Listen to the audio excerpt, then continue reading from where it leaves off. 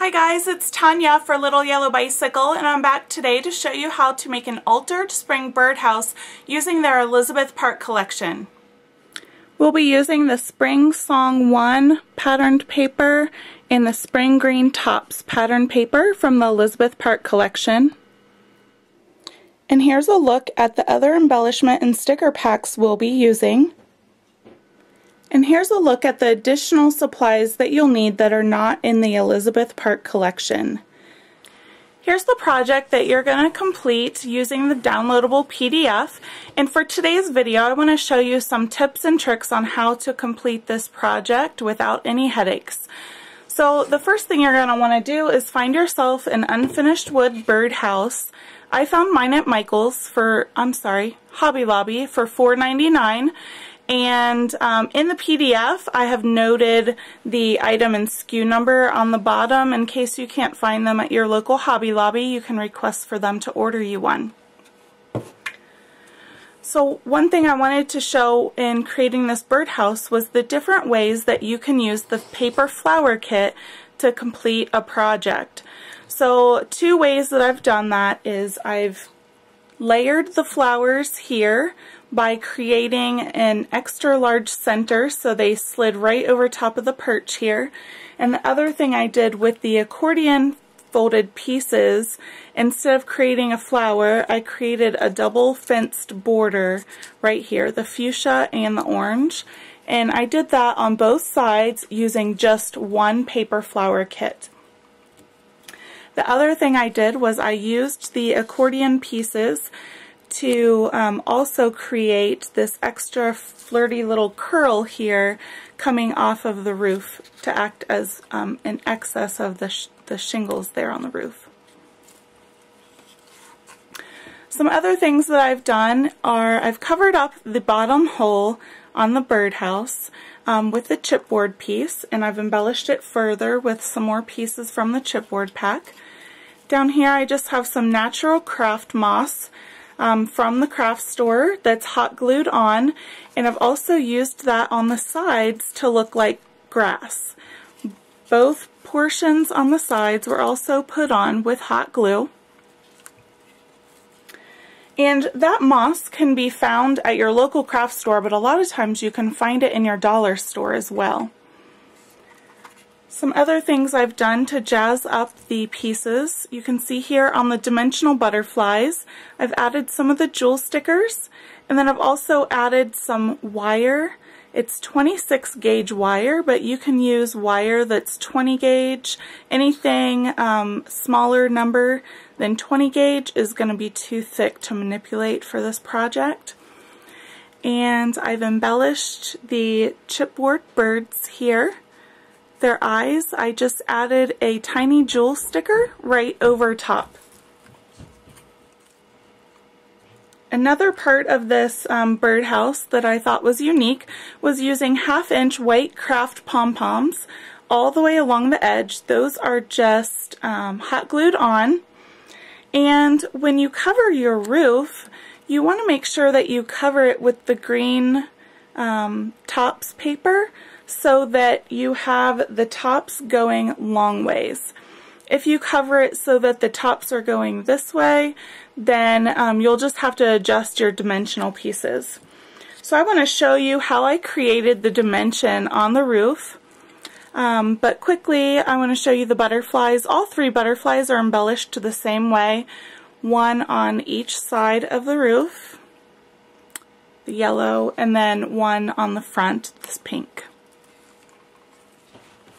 So to create these dimensional accent pieces that are right here on the rooftop, you're going to need the Spring Green Tops paper. And here you can see I've outlined the exact area that you're going to cut out. You're going to cut out 3 strips that are 12 inches long and right along those dark lines there. So when you start cutting, you're going to have something that looks like this. And then you'll go all the way down and come all the way back up the other side, so you just have this little strip all the way down. When you apply it to the roof, you're going to use these foam dimensional squares, and you're going to place them on every other top. And then you're going to fold it over the rooftop and then cut right there at the end on each strip. You're probably going to have 2 of these little bubbles left on your 12-inch strip before you have to cut it off there. On the top part right here where it folds over, these 2 pieces have no foam adhesive on it. So if you want to lay your strip over before you start putting foam adhesive and just visually or mentally mark where the center is, so you leave foam off of those 2 pieces and then start doing your every other one till you get to each end of the strip, that is fine too. Next, I want to show you how I enlarged the center on these flowers so that you're sure to be able to slip those over top. It's a little bit tricky. So what you're going to need is these 3 flowers from the paper flower kit and an office handheld hole punch. As you know, if you try to slip an office punch into one of these flowers, you're not going to make it quite all the way to the center. So what I've done is I simply folded up one of the petals, and then your punch will slide in. You're going to want to punch 1 circle to begin with, and then you're going to want to go back in so your punch covers part of that circle but then also part of the paper, and punch again. So there you can see you have a little bit of an elongated circle now. Now you're going to just keep going around 2 or 3 more times. Sometimes you can turn the flower around and do the same thing until you have a center that looks somewhat like that. Now remember, you're going to layer these flowers, so you're not going to see the unevenness of the circle. It just needs to be large enough to slide onto the perch.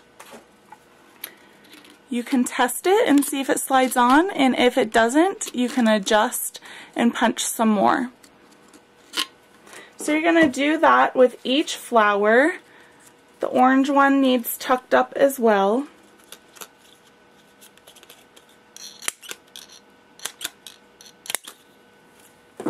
And the pink one you don't have to tuck up at all because it's so small. Then you can layer the 3 flowers together, just like that. No adhesive is necessary. Slide it right onto the perch. Looks like my orange and pink one need just a little more punched out.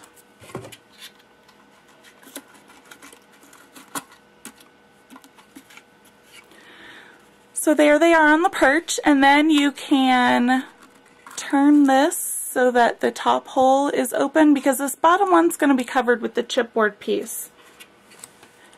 Once you have that done, you can embellish your flower further with the little gems. You don't want to put the gems on before you've put the chipboard piece on because there's still another petal of this yellow flower that's tucked under here, and you don't want you to be able to see the outline of the gems underneath this chipboard piece. It won't look as clean.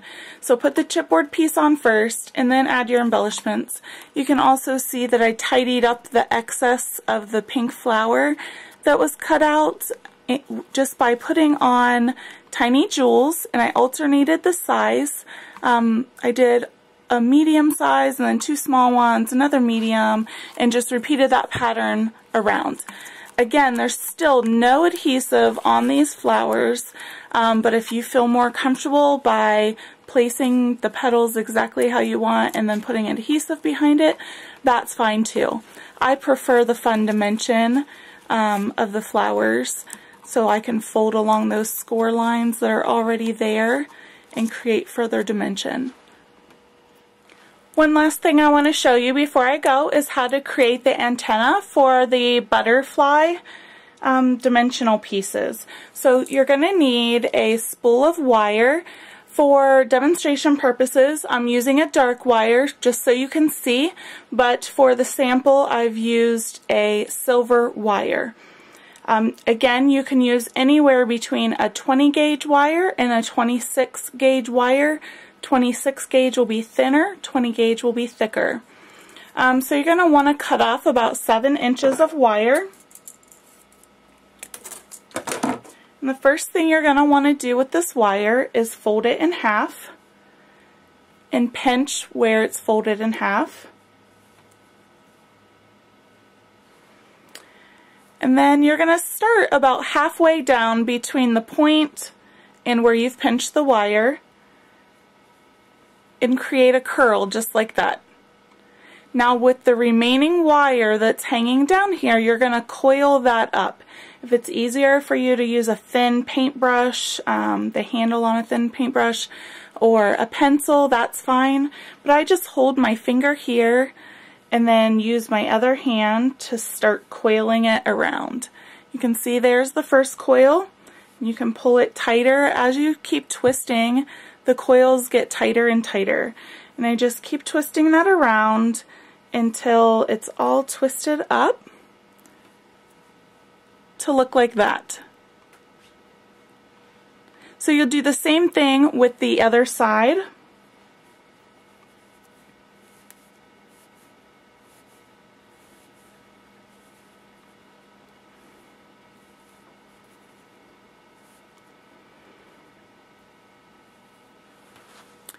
So there's your piece of wire right here.